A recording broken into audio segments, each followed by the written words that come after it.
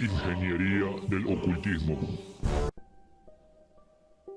Israel, como dije al principio, no hacía otra cosa que combatir contra los otros pueblos. Atención, cuando lean la Biblia van a entender que los pueblos con los que combatía Israel eran sus primos y sus sobrinos.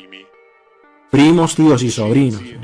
Verán que Israel ni siquiera soñó con combatir contra los egipcios, los asirios, los babilonios, porque Yahvé no podía ni siquiera imaginar ir a la guerra con esos pueblos que eran controlados por sus colegas inmensamente más poderosos que él. Él iba a la guerra contra las familias contra los que pertenecían a la misma familia de Abraham, porque se rapiñaban los territorios entre sí. Y en la familia de Abraham, el padre se llamaba Terah, que tuvo a Abraham, a Nacor y a Harán. Abraham tuvo a Isaac, a Jacob, que después fue rebautizado como Israel. Y leímos recién que a Yahvé le dieron a estos de acá nomás, la familia de Israel. Atención, no a Abraham, lo acabamos de leer. Jacob es la herencia de Yahvé, los que le fueron entregados a Yahvé, no a Abraham, Jacob.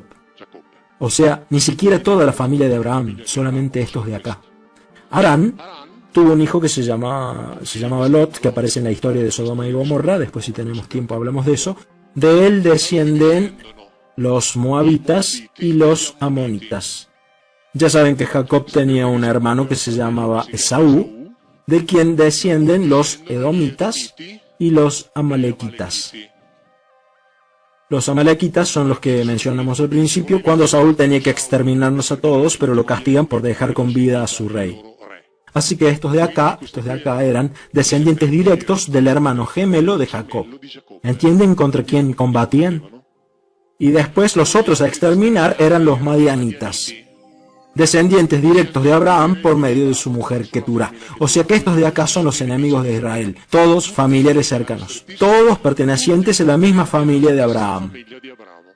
Dallas y Dinastía, series de los 80. Ninguna diferencia. Ninguna diferencia. Léanlo, léanlo.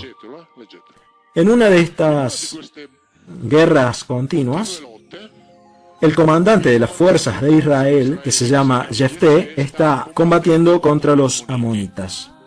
Jueces 11, versículo 24. Acá él habla con el rey de los amonitas. Y escuchen lo que le dice.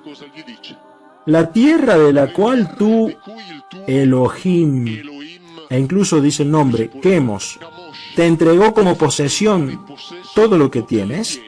De la misma forma, también nosotros tenemos todo lo que Yahvé, nuestro Elohim, nos ha entregado. O sea que, tu Elohim te dio todas esas tierras que tenés, perfecto, nuestro Elohim nos dio estas tierras y nosotros las vamos a ocupar, punto. Igual, no hay ninguna diferencia.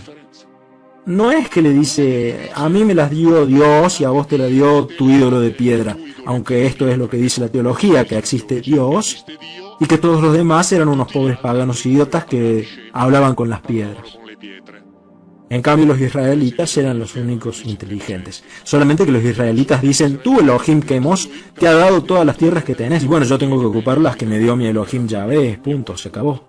Ninguna diferencia. Ninguna diferencia, ya está escrito acá, no es una traducción mía.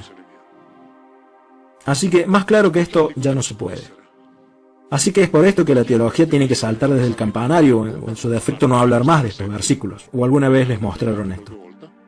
O tratar de decir que en realidad cuando decían esto querían decir esto otro. Pero bueno, señores, eso lo hacemos incluso con Tex Wheeler, la historieta, leemos algo que dice ahí, se lo cambiamos y le hacemos decir lo que queremos que diga. Empecemos viendo qué es lo que dice. Después, si alguno quiere escribir una interpretación, se le pondrá, pero no hay necesidad de ninguna interpretación porque todo es lógico y coherente.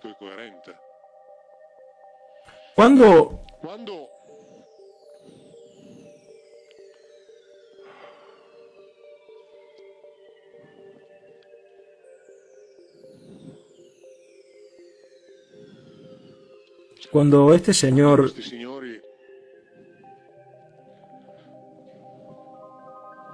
acá de Nacor, desciende uno que se llama Labán. Cuando estos señores tenían que tomar esposa, volvían a la familia de origen. ¿Ok? Abraham vuelve a la familia de origen para tomar a su hermanastra Sara por esposa. A Isaac le asignan una mujer de la familia. Y Jacob, cuando debe tomar esposa, vuelve al mismo lugar. Y cuando él va ahí, el patriarca era este de acá, Labán.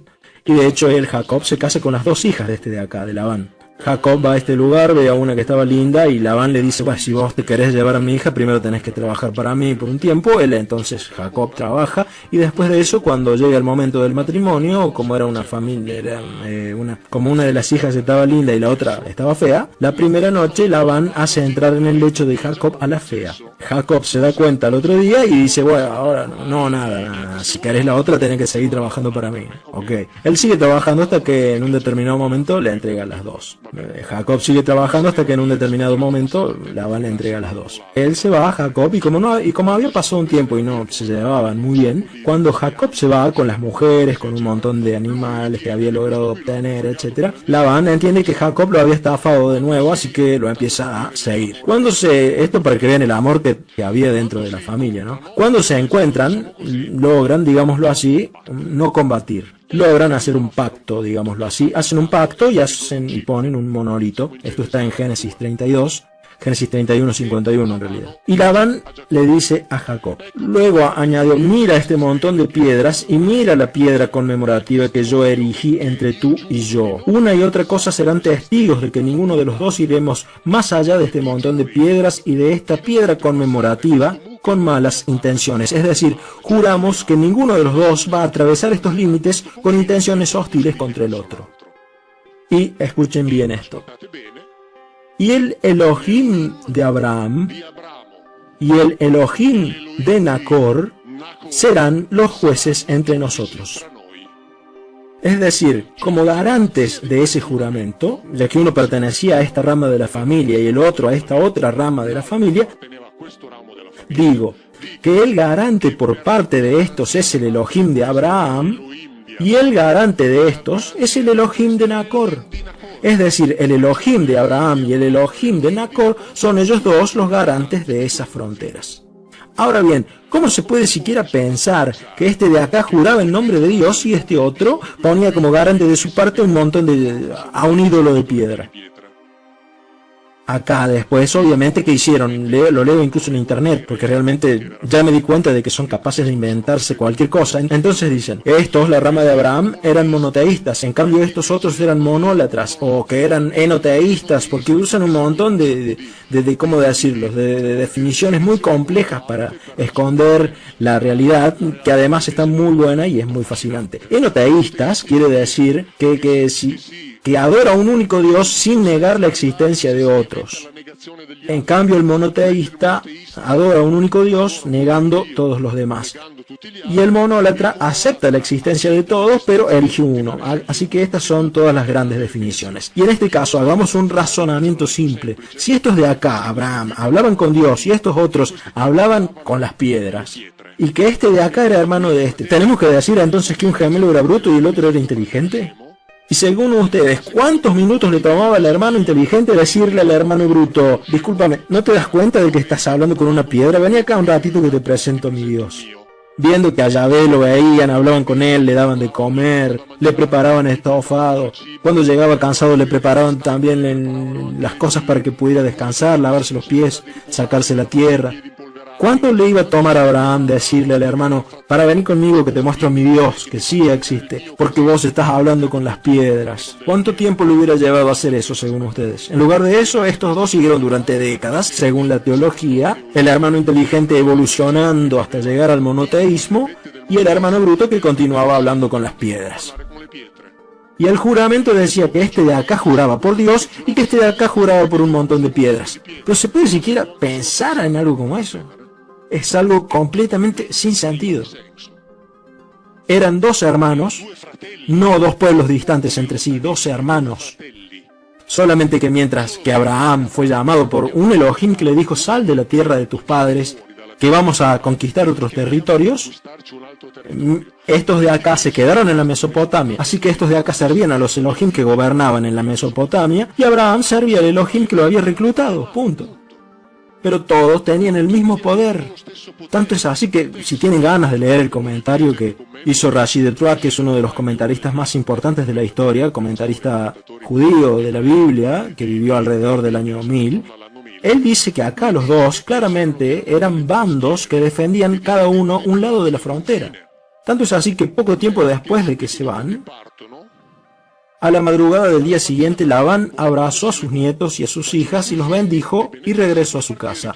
Mientras que Jacob prosiguió su camino, de pronto le salieron al paso unos ángeles o malaquim de Dios o Elohim, o sea, los ángeles de los Elohim, es decir, los portadores de órdenes de los Elohim. Jacob, escuchen bien, al verlos exclamó: "Este es un campamento de los Elohim". Atención, este es el campamento, acá está escrito el campamento de Dios, obviamente, pero yo lo leo haciendo esta sustitución. Entonces, hay un campamento de Dios. ¿Qué quiere decir eso? ¿Que Dios se va de camping? ¿Que sale con una carpa? Pero atención, no termina ahí, ¿eh? Por eso dio a ese lugar el nombre de Mahanaim. Mahanaim indica algo doble, o sea que quiere decir dos campamentos. Así que Jacob en ese lugar vio dos campamentos. Y vio dos campamentos y dice, oh, joder, estos son dos campamentos de los Elohim. Llama a ese lugar los dos campamentos y se va. Yo hice 15 meses de entrenamiento militar en los Alpes con la OTAN y estas cosas. Cuando estábamos de maniobras, estábamos en el campamento, aparecía gente, los malaquim nuestros se les acercaban y les decían que se tomaran el palo. No se puede estar acá. Y esa es exactamente la misma escena que se describe acá. Él llega, se le acercan, le salen al encuentro los malaquim y entonces dices, uy, no, es un campamento de los Elohim, y se va. Todo es coherente, no hay necesidad de inventar nada.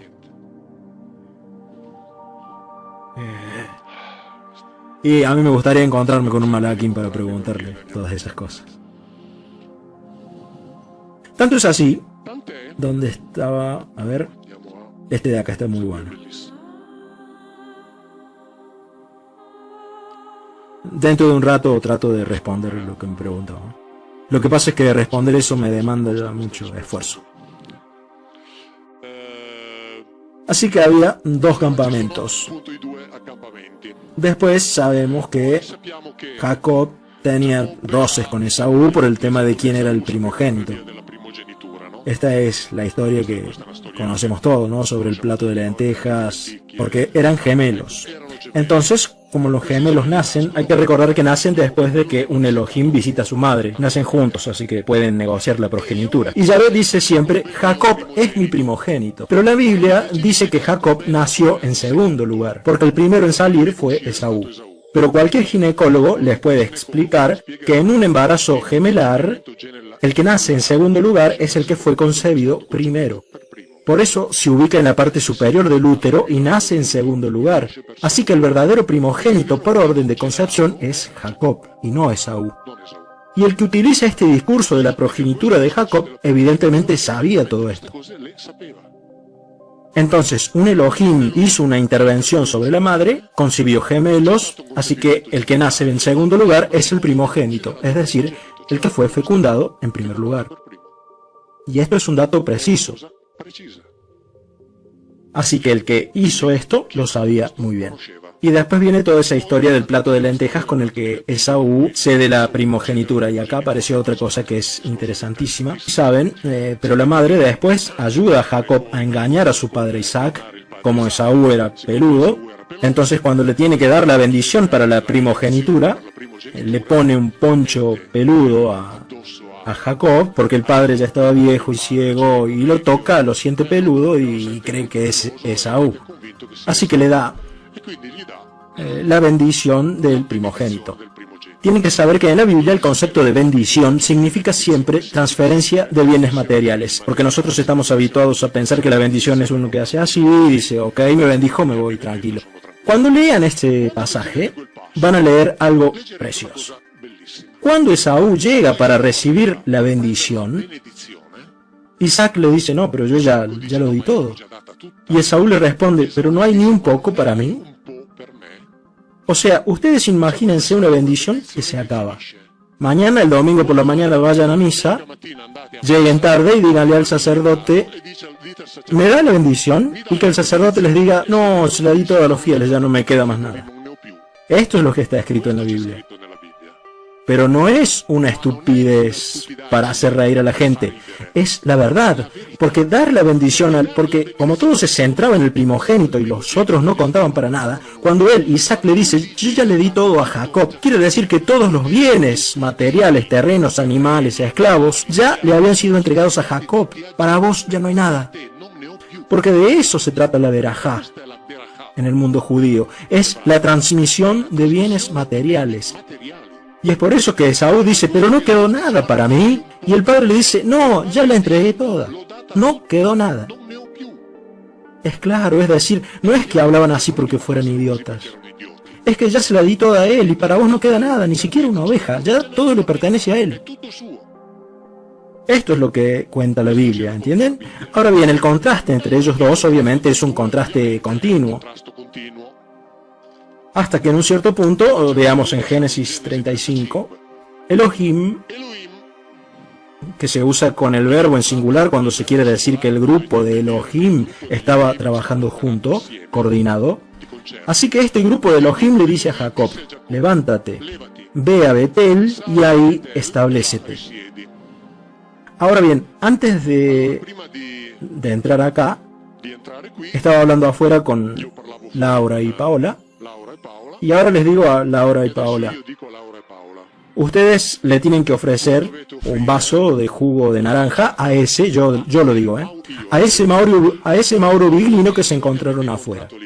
Ustedes, como son personas educadas, no me van a decir qué es lo que están pensando de mí, pero van a decir, este es un estúpido si está hablando de él mismo. O sea, yo mismo les digo, a ese Mauro Biglino que está allá, pero soy yo mismo, ¿o no? Ahora escuchen lo que dice acá.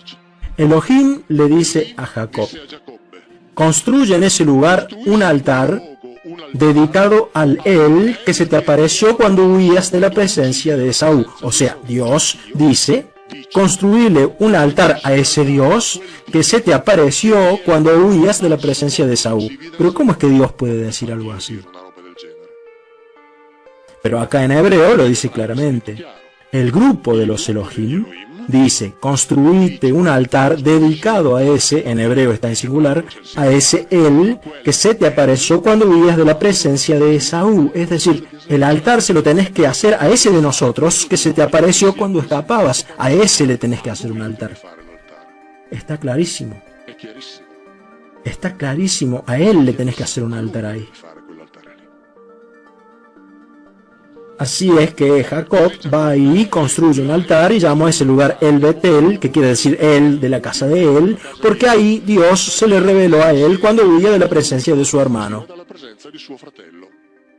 Ahora bien, aunque acá dice se le reveló o se le apareció, tienen que saber que en hebreo está escrito se dejó ver.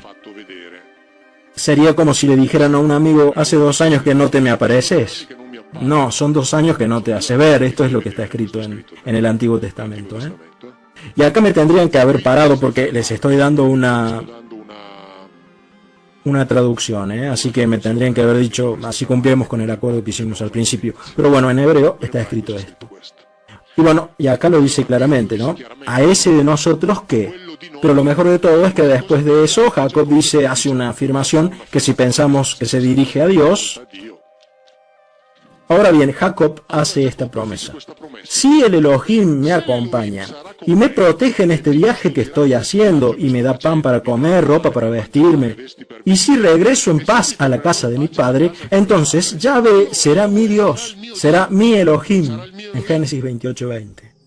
Y esta piedra que he puesto como conmemoración será como una casa, y de todo lo que me dará, yo te voy a dar la 10ª parte, mi querido Elohim. Pero atención, si haces todas estas cosas por mí, porque si no las haces de acá que te voy a dar el 10º, se lo doy a otro. Así que, ¿cómo se le puede hacer a Dios esta clase de planteo? Si vos haces todas estas cosas por mí, entonces te doy la 10ª parte. Eso quiere decir que si no las haces, ni soñés que te voy a dar algo.